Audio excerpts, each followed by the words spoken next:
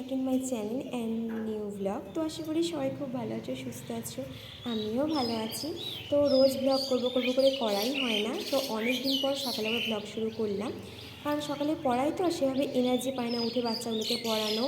তারপর আজকে পড়াইনি, পড়ানো নেই বলাটা ভুল, আজ একটু কাজ আছে। তো ভিডিওটা কন্টিনিউ করলেই বুঝতে পারবে কী কাজ। তো এদিকে দেখো সকালে আবহাওয়াটা কত সুন্দর, যদিও সুন্দর না কারণ প্রচণ্ড পরিমাণে গরম পড়ে গেছে, কিন্তু যেহেতু সকালে সূর্যে একটা আরও মিষ্টিই লাগে।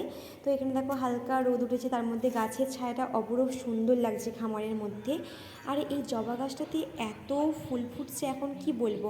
মা অলরেডি বাড়ির পুজো করার জন্য ফুল তুলে নিচ্ছে, তাও এত ফুল ফুটছে। তারপরে এই গাছ থেকে ছোটো ছোটো কাঁঠাল, এই বসন্তকালটা না একদিকে ভালো, মানে সব গাছে কাঁঠাল আম ছোটো ছোটো আম ধরে, কাঁঠাল ধরে, ফলে ভরে ওঠে। কিন্তু একদিকে খারাপ, প্রচণ্ড মাছি মশা পোকা মাকড় রোগের উত্তাপ সবই বসন্তকালে।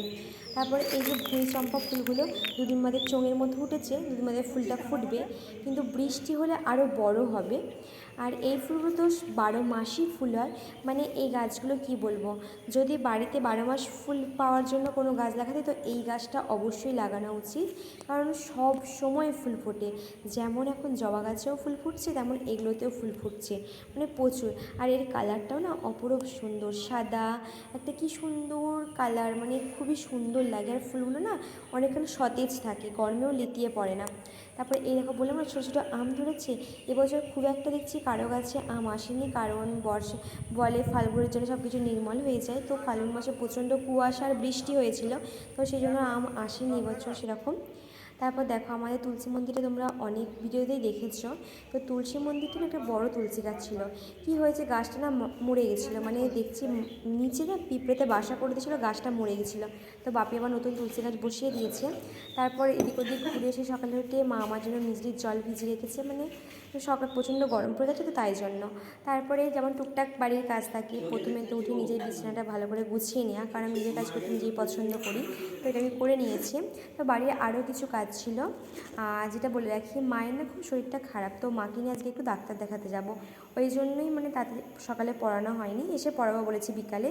তো বাড়িতে কিছু সবজি ছিল, মানে পটল আলু পেঁয়াজ এগুলো দিয়ে না এটা পকোড়া মতো করছি। আমি ঠিক পারি না, মা করে, কিন্তু মায়ের একটু শরীরটা খারাপের জন্য মা পারছে না, মানে মায়ের না হাঁটুতে সমস্যা হয়েছে, বসতে একটু হাঁটাচলা করতে সমস্যা হচ্ছে, তো এতদিন আমাকেই করতে হচ্ছে, বৌদিও বাড়িতে নেই।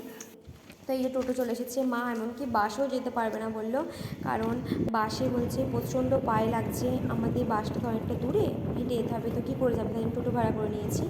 আর আমাদের এই চিরাচরিত রাস্তাটা খুব সুন্দর, যেহেতু এখন পাতা ঝরার মরশুম, এখন নতুন পাতা গজায়নি, তো গাছগুলো নেড়া নেড়া লাগছে খানিকটা।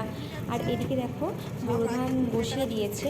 আর এই সবুজ মাঠ দিয়ে যেতে কার না ভালো লাগে বলো, মাঝখানে সরু রাস্তা, তার মধ্যে দুপাশে সবুজ মাঠ, অপরূপ সুন্দর লাগে। আমাদের এই ভাদর গ্রামটার ঐতিহ্যই এইটা, মানে ঢোকার সময় না খুবই সুন্দর লাগে।